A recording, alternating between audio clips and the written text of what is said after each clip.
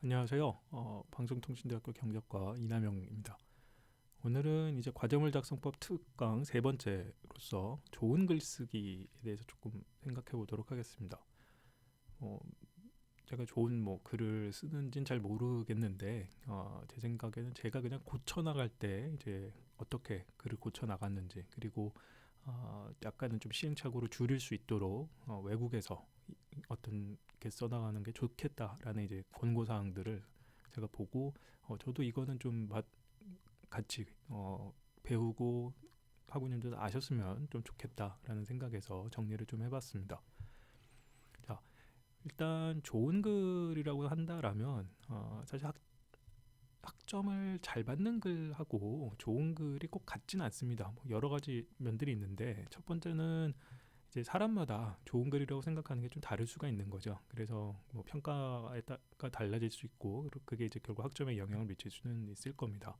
그리고 약간은 내가 시간을 강조했던 것처럼 조금 효율적으로 써야 될 필요도 있다라는 거죠. 그래서 어떤 글이 과연 좋은 글이냐라고 하면 사실 정답은 없는 것 같습니다. 그건 좀 사람마다 판단도 다르고, 근데 저는 이제 한 가지 분명하게 생각하는 것 하나는, 좀 분명하게 의사를 전달하는, 그리고 그런 것들이 이제 좀 잘 읽히고 쉽게 익히는 이제 그런 글들이 좀 좋은 글이라고 이제 할 수가 있을 것 같고요. 뭐 글쓰기 이야기할 때 그런 얘기 많이 하죠. 뭐 다독, 다작, 다상량, 삼다라고 그러죠. 그래서 많이 읽고 많이 쓰고 많이 고친다라고 하는데, 일단은 좋은 글을 쓰기 위한 그 과정에서 그게 중요한 것 같습니다. 그래서 일단은 다독, 많이 읽는 게 일단 쓸 자료가 많아야 되는 거죠. 저희가 지난 시간까지 계속 과제물을 어떻게 쓸 건지 조금 현실적인 이야기들을 많이 했었는데, 거기서도 보면 일단 쓸 자료가 있어야 되죠. 그래서 자료들을 많이 이제 확보하는 게 좋을 것 같습니다. 그것도 이제 좀 좋은 자료들을 보시면 게 좋을 것 같고요. 그래서 틈나는 대로 이런 자료들 보셨으면 좋겠습니다. 뭐, 뭐, 포털 사이트에서 이제 신문 기사 같은 것도 많이 보실 텐데, 저는 강조드렸던 거는 그런 것이 결국은 이제 연구소나 이런 것들의 보고서들의 보도 자료를 쓰는 거니까 차라리 이제 연구소에서 직접 보시면 좋겠다라고 말씀을 드렸고요. 그거를 이제 일일이 찾아가면서 연구소마다 보기는 좀 어렵을 겁니다. 뭐 그렇기 때문에 제가 권하는 건 뭐냐면, 맨 위에 있는 지금 한국금융연구원이라는 곳에 뉴스레터가 있습니다. 회원가입은 하셔야 되는데 무료입니다. 그냥 이메일만 입력하시면 되고, 그럼 제 기억에 이제 일주일에 3번 정도 메일이 옵니다. 그래서 첫 번째 화요일에는 이제 외국에서 나온 보고서들이 정리돼서 오고, 이제 수요일에는 국내에서 나온 보고서들이 정리가 돼서 오고, 금요일에는 이제 신문 기사나 아니면 채용 공고 같은 것들이 이제 정리돼서 옵니다. 그래서 일주일에 3번의 뉴스레터 이메일로 받아보실 수 있는 게 있고, 회원가입만 하시면 무료로 보실 수 있으니까, 그러면 쭉 이제 제목하고 거기서 메일에서 클릭만 하시면 바로 넘어갑니다. 그래서 제목 보시고 계속 관심 있는 분야들은 추적하시면 좋을 것 같고요. 그 다음에 제가 이제 봤던 것 중에서 블로그에 이제 산타크로체의 세상 이야기라는 블로그가 있는데, 뭐 아래 주소로 이제 해서 들어가시면은 해외 신문 기사들을 이제 파이낸셜 타임즈나 아니면 이코노미스트 같은 유수의 이제 경제 전문지들 중심으로 해서 요약 정리를 잘 해주십니다. 데이터를 가지고서 특히 이제 어떻게 내용들을 설명해 나가고 주장을 펴나갈지에 되게 모범적인 이제 이야기들을 많이 보여주시기 때문에 요 블로그는 한번 유심히 계속해서 보시면 전 좋을 것 같다라고 생각을 하고요. 그 다음에 조금 영어로 읽는 게 조금 불편하진 않다라고 하는 분들은 저널 오브 이코노미 퍼스펙티브즈란 이제 학술지가 있습니다. 전미 경제학회에서 나온 학술지이고, 아래 주소로 해서 들어가시면은 이 학술지는 무료입니다. 무료로 전 세계에 공개가 되고 있고요. 이 학술지의 목표는 뭐냐면, 대학교 학부 정도에서 경제 원론 정도를 배운 사람이 경제학에서의 지금 가장 아주 최신은 아니지만 어느 정도 이제 최근의 연구 흐름, 최근의 어떤 사회 주제, 이런 것들을 읽을 수 있도록 쉽게 정리돼서 이제 보여주는 이제 그런 학술지입니다. 그래서 영어로 보시는 게 좀 불편하지 않으시면 이 학술지를 권하고요. 그러면 이런 이제 사이트들에서 보시는 게 되고, 그럼 계속해서 이런 자료들을 읽으신 다음에 틈나는 대로 조금씩 쓰는 게 좋을 것 같습니다. 여기서 말한 쓰기라는 건 이제 복사 붙여넣기 할 때 그 붙여넣기 단계 정도 되겠죠. 그래서 틈나는 대로 이제 읽은 내용들을 좀 옮겨 놓으시면 좋고, 그러니까 이 단계에서는 굳이 뭐 본인의 문장으로 쓰실 필요도 없고, 저는 그냥 복사해서 붙여 놓으시면 좋고, 요즘 스마트폰 많이 쓰시니까 스마트폰에서 이제 계속 글 보시다가 필요한 부분은 복사해서 뭐 노트 있죠, 보통 노트 앱 어플리케이션에다가 집어넣으시면 좋고, 아니면 본인이 이제 생각나는 아이디어들이 있으면 그때그때 또 기록하셔도 될 겁니다. 근데 중요한 거는 제가 지난 시간에 이제 표절 이야기 했었죠. 그래서 남의 글인 경우, 뭐 보고서가 됐든 기사가 됐든 남의 글인 경우는 에는 반드시 이제 출처까지 이제 같이 좀 기록을 해두시는 그런 습관을 좀 들여두시는 게 좋을 것 같습니다. 왜냐하면 이제 나중에 보면은 이게 내가 쓴 건지 남이 쓴 건지 좀 헷갈릴 때가 있거든요. 물론 이제 보면은 문장들을 보면 이제 내가 쓴 게 아니다라는 건 알 수 있는데, 그렇다 하더라도 또 정말 그럼 누가 쓴 거야 하면 이제 뭐 기억 안 날 때가 있거든요. 그러니까 항상 이 출처까지 꼭 기록을 이제 해두시면 좋을 것 같습니다. 자, 뭐 이런 식으로 해서 우리가 글을 좀 어느 정도 써놨다, 뭐 아니면 써나간다라고 한다라면, 그 다음에 이제 중요한 거는 고치는 거죠. 다상량. 그러니까 고치고 사실 또 쓰고 고치고 계속 이 작업들을 해나가게 됩니다.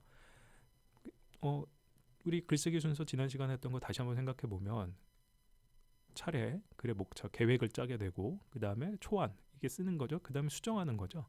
자, 그럼 이제 무엇을 수정해 나갈 거냐? 그럼 여러 가지들을 이제 좀 고려해 봐야 되는데, 첫 번째는 이제 논리적 흐름이 맞는지를 이제 또 많이 평가를 하게 됩니다. 그리고 제가 여러 번 강조합니다만, 대학을 졸업하게 되면 논리적으로 글을 쓸 수 있는 어느 정도의 능력이 있어야 된다고 생각을 하고, 자, 그렇기 때문에 이제 글을 논리적 흐름에 맞게 이제 좀 배열을 하고, 논리적 흐름에 맞지 않으면 과감히 빼고, 이제 그런 것들을 좀 고쳐 나가셔야 되고, 다음 문장은 분명하게 의미를 전달할 수 있어야 된다고 그랬죠. 그래서 주어, 목적어, 서술어, 특히 이제 주어하고 서술어가 안 맞는 경우들 많이 있습니다.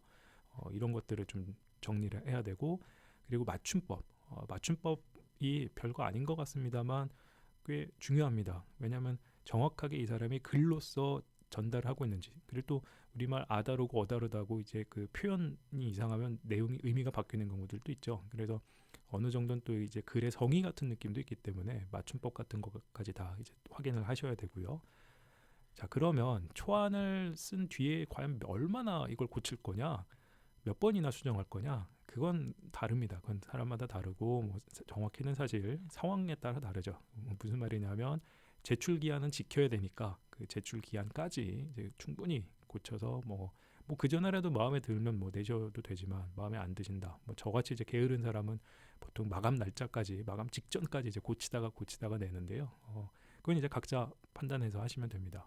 중요한 건 앞에서 이야기했던 논리적인 흐름들, 그다음 문장의 주어 서술어 일치, 맞춤법 같은 것들을 좀 신경 쓰셔 보시면 좋다라는 겁니다. 조금 이제 구체적으로 좀 들어가서요. 우리가 뭐 서론이라고 이야기할 수 있는 부분, 문제 제기의 부분들이었죠. 이제 그런 걸 어떻게 써나가면 좋을지, 그러니까 문장들을 이제 우리가 어떻게 배치를 하면 좋을지, 좀 구조적으로 쓰면 좋을지를 좀 보자는 겁니다. 제가 본 것 중에서는 이 스웰젠픽이라는 사람의 아카데믹 라이팅 for graduate student, 그러니까 대학원생을 위한 이제 아카데믹 글쓰기인데, 그러니까 학문적인 글쓰기라는 거죠. 충분히 학부 과정 중에 있는 분들, 우리 학우님들도 배워두시면 좋을 것 같습니다. 그래서 소개를 하는 건데요. 뭐냐면 첫 번째 단계는 이제 영역을 설정한다라고 이제 이야기를 합니다. 서론을 쓸 때 영역을 설정, 즉 내가 무엇을 다룰 거다라는 거죠. 어떤 주제를 다룰 거다라고 이야기하고, 그 다음에 기존 연구, 과거엔 이러이러한 이야기들이 있었다라고 이제 기존 연구를 검토하고, 틈새를 보여준다. 즉 뭐냐면 이전에 이런 연구들이 있었는데 보니 지금 안 돼 있는 게 있다. 좀 비어 있는 부분들, 연구가 안 된 부분이 있다라는 겁니다.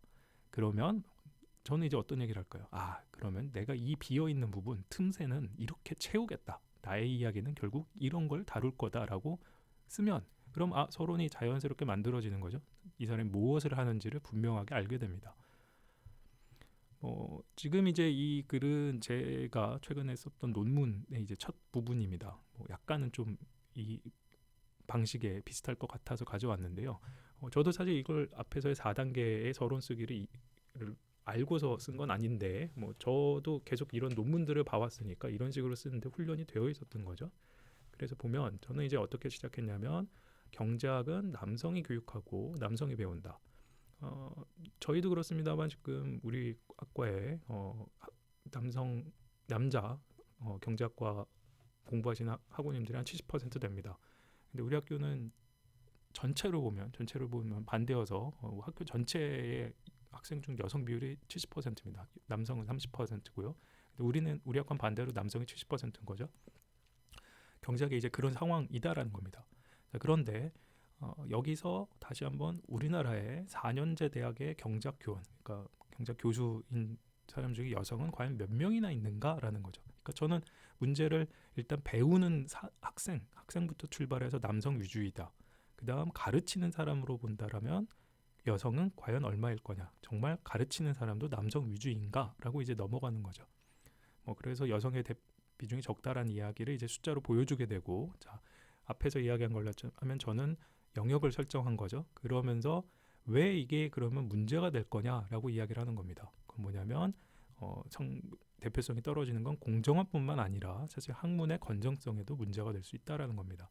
저도 이제 이 연구하면서 좀 재밌게 본 자료인데 사실 남성이나 여성이나가 별로 경제학의 논리적 구조나 이런 거에서 반대들이 없습니다. 그 차이가 날 수가 없고요. 이미 경제학 공부해 보셔서 아시겠지만 성별에 따른 어떤 차이가 있을 수가 없는 있기 어려운 사실 학문이긴 합니다. 자, 그런데 뭐가 다르냐라면 이를테면 뭐 정부가 적극적으로 시장에 개입해야 된다 말아야 된다는 어떤 정책적인 측면에서 여성과 남성의 차이를 보인다라는 겁니다. 견해 차이가 있다라는 게 이제 미국의 연구 결과였고요. 이제 뭐 그런 이야기들이 쭉 이제 나오게 됩니다. 그래서 그런 식으로 기존 연구를 검토했고, 자, 그러면 그랬을 때 경제학을 이제 다시 출발점으로 돌아가서 정말 그러면 경제학의 학생들, 경제학을 배우는 사람들의 입장에서 출발해 볼 때 어떤 성별 차이에 따라서 남자냐 여자에 따라느냐에 따라서 경제학을 이해하는 게 과연 다를 것이냐, 그럼 왜 다를 것이냐, 아니면 안 다를 수도 있죠. 아니면 다르다고 한다면 이걸 어떻게 우리가 해소할 것이냐, 뭐 그런 것들을 우리는 앞으로 다루겠다. 저의 논문은 저하고 이제 신우진 교수님이 같이 썼는데 즉 뭐냐면 이건 제가 무엇을 하겠다, 즉 틈새를 채우는 형태가 되는 거죠.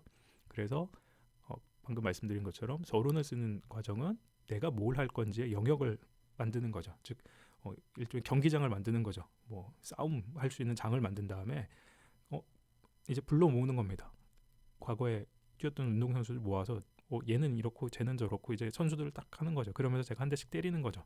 자, 이건 이상해. 뭐가 이상해. 즉 뭐냐면 틈새를 보여주는 겁니다. 그런 다음에 이제 뭐 할 거냐. 자, 이제 권투 같은 경우는 이제 카운터 펀치를 날려야 되는 거죠. 그래서 뭐냐? 나는 뭘 할 거다를 이제 제시하면, 그러면 서론이 이렇게 구성이 되면 이 사람은 이 주제에 대해서 어떻게 조사를 했고 무엇을 다룰지가 분명히 읽힌다라는 거죠. 자, 그럼 본론에서는 이제 이 주제에 대한 이야기들을 쭉 정리를 해 나가면 될 겁니다. 다음 또 많이 이제 어려워하는 부분들이 결론 쓰기입니다. 이 결론 쓰기에 대해서는 누데네퍼라는 이제 보통 경제학 쪽에서 이런 글쓰기에 대한 교육을 많이 했던 분인데 듀크 대학에서 만든 이제 가이드 투 라이팅 인 이코노믹스라는 이제 그 팜플렛에서 제가 가져온 내용들입니다. 충분히 이제 참고하시면 좋을 것 같은데요. 여기서 이제 결론을 쓸 때 강조하는 것들은 뭐냐면 우리가 막 정리 잘하시고 서론 문제 제기 잘했는데 제일 고민하는 게 뭐냐면 내가 무슨 얘기로 마무리를 해야 되지? 라는 거죠. 결론은 결국 내가 어떤 얘기를 해야 되는데 내 주장은 뭐가 돼야 되지라고 하는데 주장을 반드시 제시할 필요가 없는 경우가 있습니다. 예를 들어서 우리나라의 이건 예입니다. 예를 들어서 우리나라의 소득 1인당 GDP를 조사해서 정리해라 라고 하면 그냥 어떻다라고 이야기를 하면 되는 거죠. 조사해서 정리해서 보여주면 됩니다. 즉 뭐냐면 본론의 내용을 그냥 요약으로 마무리해도 된다라는 겁니다. 그래서 반드시 자기의 주장이 들어가야 되는지 아니면 주장이 없어도 되는지는 그건 이제 과제물의 지시사항을 잘 보셔야 되는 거죠. 거기서 한번 확인을 하시면 되는 거고, 다음 중요하게 한번 하셨으면 좋은 게 뭐냐면 글을 다 쓴 다음에 서론과 결론을 나란히 두고 한번 비교해 보십시오. 앞에서 제가 서론을 어떻게 쓸지를 쭉 이야기를 했었죠. 4단계로 나눠서 영역을 설정하고 기존 검토하고 틈새를 보고 틈새를 채우는 걸 했습니다. 자, 그러면 결론은 보통 이제 요약을 먼저 쓰는 거죠. 자, 그럼 요약을 했다는 얘기는 뭐냐면 서론에서 내가 뭐 하겠다고 한 게 다 되어 있어야 됩니다. 본론에서 다 그걸 이야기했어야 됩니다. 그러면 뭐가 빠졌고 아니면 뭐는 좀 너무 많이 나갔는지들이 비교가 되는 거죠. 그러면 다시 이제 본론을 고치면 되겠죠. 그래서 서론과 결론을 나란히 비교해 보시면서 그러면 본론에서 내가 더 다뤄야 되는 게 뭔지 아니면 덜 빼도 되는 게 뭔지 이런 것들을 검토하자라는 겁니다. 자, 그런데 이제 요약이 어떤 주장을 펴야 되는 경우들 있죠. 자, 그럼 이런 주장들은 이제 어떻게 해나갈 거냐? 앞에 본론들을 이런 식으로 접근하면 좋다라는 겁니다. 그래서 자, 상황은 이래, 우리나라의 경제 상황은 이래, 이 문제는 이런데 그럼 과연 뭐가 문제이냐? 즉 문제를 던지는 겁니다. 정말 이게 문제인가? 그리고 왜 문제인가? 그런 식으로 이제 접근을 설명을 해나가는 거고요. 다음에 아니면은 이렇게 조사를 해봤더니 이런 문제에 대해서는 우리가 해결책으로 이런 걸 쓸 수 있겠다. 해결책을 제시하는 것도 있고 아니면 문제인지도 알았고 그런데 이게 해결책이 정말 잘 작동할지 아니면 해결책 자체가 또 다른 문제를 낳을지 뭐 좀 일이 복잡해질 수 있습니다. 그러면 우리는 앞으로 무엇을 좀 더 해야 되는지 뭐 이제 보통 우리는 추후 연구과제라는 표현을 더 많이 쓰는데요. 그런 식으로 앞으로 무엇을 하면 더 좋을지들을 제시할 수도 있다라는 겁니다. 자, 그래서 이번 이야기를 좀 정리를 해보자라면 결국 많은 경우에 글쓰기의 가장 덕목이라고 얘기한 다독, 다작, 다상량에 관한 겁니다. 그래서 다독, 틈나는 대로 읽는 거죠. 그다음 다작, 틈나는 대로 쓰는 겁니다. 그래서 지금 최첨단의 이제 뭐 스마트폰의 노트 기능들 적극적으로 활용하시고 제가 뭐 이메일이나 사이트 같은 것들 안내를 또 드렸습니다. 다음에 다상량, 고치는 거죠. 다시 쓴 걸 또 고치고 또 고치는 이제 그런 계속해서 반복적인 작업들을 하고 과연 얼마나 고칠까? 그거는 제출 기한 따라서 사실 고쳐져야 되고요. 예, 안 내시면 안 되니까 무엇을 고칠 거냐면 논리적 흐름 아니면 문장의 주술 구조, 맞춤법 이런 것들 신경 쓰셨으면 좋겠다라고 했습니다.